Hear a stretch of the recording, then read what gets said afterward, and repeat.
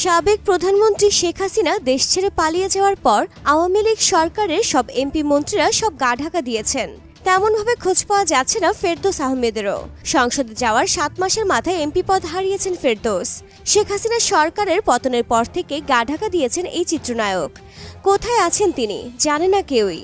তবে হঠাৎ করে গুঞ্জন উঠেছে ভারতের ওপার বাংলার নায়িকা ও ফেরদৌসের খুব কাছের বন্ধু ঋতুপর্ণার কাছে আশ্রয় নিয়েছেন ফেরদৌস। দুজনের একটা ছবি দিয়ে সামাজিক মাধ্যমে বিষয়টি প্রচার করছেন অনেকেই।